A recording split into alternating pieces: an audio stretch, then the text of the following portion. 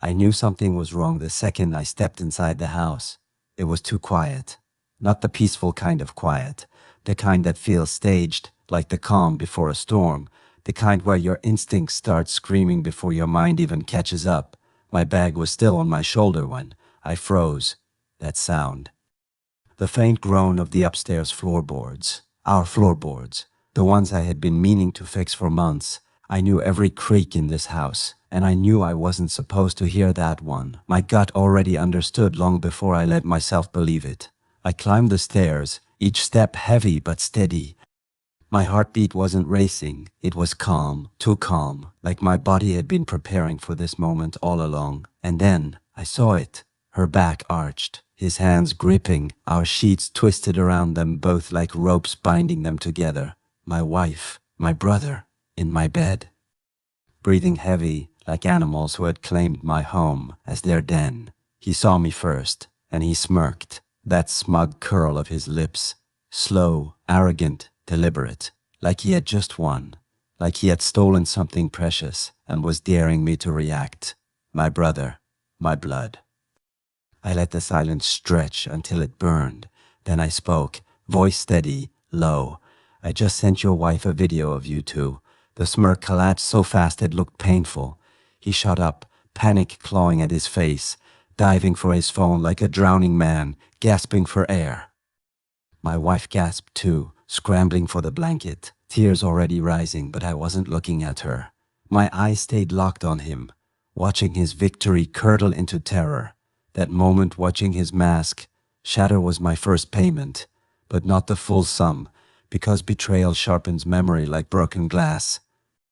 And suddenly all the cracks made sense. I remembered how he lingered too close at family dinners, leaning toward her laughter.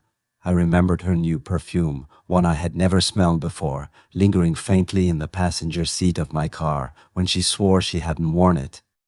I remembered the way he leaned back the last time he beat me at cards, smirking with the same lips that now touched my wife. He was my brother, my first best friend, my confidant, the man who stood beside me at my wedding. And now, he was just a thief with my blood in his veins. But the truth, I already knew. I'd suspected for months. That's why I bought the camera hidden inside the smoke detector. Perfect view of the bed I once thought was sacred. Weeks of footage, every stolen glance, every touch, every moan that wasn't meant for me. And while they thought they were clever, I was already preparing. Divorce papers signed in secret. Finances separated. Locks changed. Evidence notarized. And his wife. I had been talking to her too. She trusted me more than she trusted him. And when the day came, I made sure she was ready to see the truth.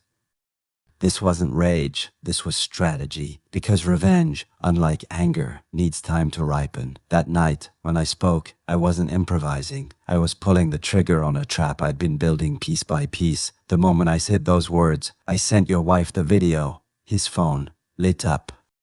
Like a bomb, call after call, message after message. His face drained white as his entire life collapsed in real time. "You ruined me," he shouted, not at her, at me. His voice cracked with something I had never heard in him before. Fear. I didn't answer. I didn't need to. Silence is a blade, sharper than words. By morning, his wife had thrown him out. She called a lawyer, half his assets on the chopping block, his reputation in ashes. The man who spent years pretending to be family, first, loyal, trustworthy, was now exposed as nothing but a snake. As for my wife, her tears came, her apologies, her desperate promises that it meant nothing. But she didn't see the trap until it was already locked around her. I handed her the envelope. Inside, copies of every recording, a list of her lies, court, ready evidence. Her hands shook as she flipped through it, realizing her future had already been written without her. She wasn't my wife anymore. She was a liability being dismantled. And my brother, his job was gone. His friends turned their backs. At family gatherings, no one looked him in the eye. He became a ghost. People whispered the same thing every time pay. He slept with his brother's wife. There's no coming back from that. People ask if I regret it. If maybe I went too far. They don't understand. Betrayal this deep doesn't leave space for forgiveness. It carves you open, leaves you hollow. You either let that emptiness consume you, or you fill it with justice. When I replay that night, I don't picture them in bed. I picture his smirk, that fleeting flash of triumph, and the way it melted when he realized the game was already over. That was the moment the power shifted. That was the moment he finally understood who was really in control. Now the bed is empty, the house is quiet, the papers are signed. My wife lost me, my brother lost everything, and me, I lost the illusion that either of them was worth my loyalty.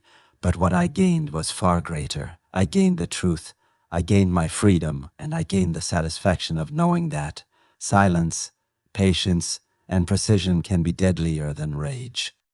So no, I don't regret it. I sleep soundly, because every night I remember his smirk, and every morning I remember how I erased it.